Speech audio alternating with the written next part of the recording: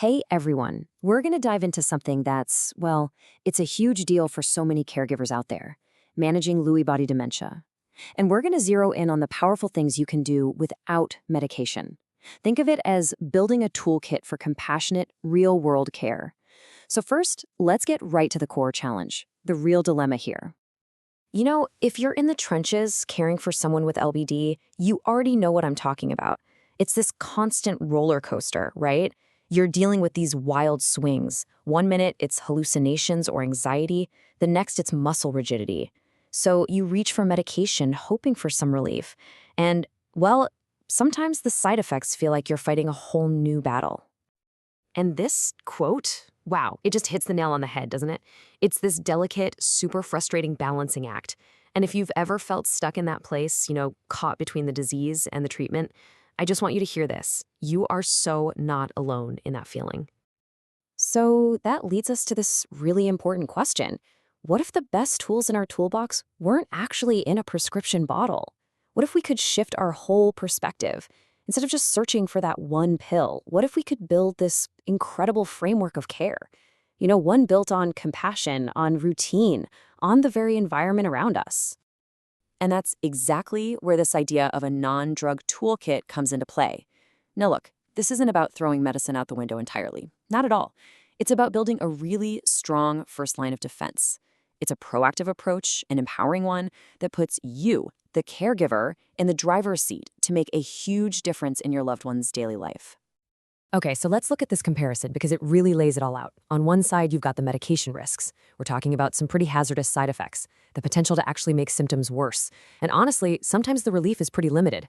But then you look at the other side, the non-drug benefits. These strategies are all about reducing distress, making things safer, and really truly fostering well-being in a much bigger, more holistic way. And this right here is why this non-drug approach is so vital, especially when we talk about antipsychotics. For someone with LBD, these drugs can be seriously hazardous. I mean, instead of helping, they can literally pour gasoline on the fire, amplifying the very behaviors you're trying to manage. So trying these other strategies first, it's not just a nice little suggestion. It's an absolutely critical safety measure. All right, let's get down to brass tacks. We're going to walk through 10 really practical strategies you can start using like today. This is going to be your core toolkit for daily care. Okay, 10 strategies. Let's do this. We're going to start with the first 3, and I want you to think of these as your investigation phase. All right, these first 3 are all about putting on your detective hat. So number 1, tolerate and reassure. Here's the key. If the behavior isn't actually harmful, try to respond to the emotion you're seeing, not the facts or the words. Just offering that reassurance can be incredibly calming because you're validating their reality. Okay, number 2, check for physical causes. A lot of the time, distress is really just a signal for something else. Pain, maybe a UTI, constipation. And then number 3, take a good look at their medications with a doctor. It's totally possible that a drug for something else is the real culprit behind new confusion or agitation. Okay, next up, let's talk about shaping the environment. This is huge. First, think about the physical space. Reduce the clutter, cut down on noise and crowds. All that stuff can be super overstimulating. Then, think about your own approach. We're talking kind, soothing responses. Don't get pulled into an argument. Just validate how they're feeling. And this one is crucial. Create a daily routine. Having a consistent structure is so calming because they don't have to constantly figure out what's happening next. It takes a huge weight off their mind. And listen, a routine doesn't have to be this complex, military-style schedule. Not at all. It can be a simple, gentle rhythm. A calm morning with some gentle exercise and an easy breakfast. A quiet midday with some music. Maybe a simple puzzle in the afternoon. And then a wind-down routine for bed. That kind of predictability, it creates this incredible sense of safety and can make a world of difference in reducing agitation.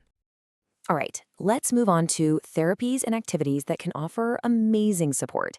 Things like regular, gentle exercise or physical therapy, great for motor symptoms, and just a huge mood booster. If swallowing is an issue, speech therapy can be an absolute game changer for safety and nutrition. And please, never ever underestimate the power of things like music, art, or even pet therapy. They can bring these little moments of pure joy and connection that are just priceless. And last but absolutely not least, strategy number 10, this one is for you. I'm talking to you, the caregiver. You need to find a support group. Seriously, you cannot pour from an empty cup. When you connect with other people who just get it, it gives you validation, practical tips, and just the strength to keep going. Please remember this. Taking care of yourself isn't selfish. It's not separate from the care plan. It is a central part of the care plan. Okay, now, we have to be realistic here. These strategies are incredibly powerful. They really are. But sometimes they're just not enough. And it is absolutely critical to know when it's time to call in more help. And there's a pretty clear line. If a behavior turns aggressive, if it becomes dangerous to them or to you, or if it's just so disruptive that it's wrecking quality of life, that's the signal. It's time to consult a professional, and I mean immediately. Your safety and their safety has to be the #1 priority, period. So who do you call? Well, a great place to start is their main LBD doctor. If you need to go a step further, you can look to a neurologist, a geriatric psychiatrist, sometimes called a geropsychiatrist, or a geriatrician who really specializes in dementia. These are the folks who can offer that next level of expert guidance. So as we start to pull all this together, I want to offer you a new way to think about your role in all this. We're not just talking about managing symptoms. This is about a total mindset shift. It's about becoming a comfort detective. I just love this term, don't you? A comfort detective. What does it mean? It means you're the one on the scene, actively observing, figuring out those unspoken needs, and creating this bubble of safety and support. You're responding with a level of compassion that a pill could never, ever provide. It's not passive. It's an active, empowering role that truly recognizes the huge impact you have every single day.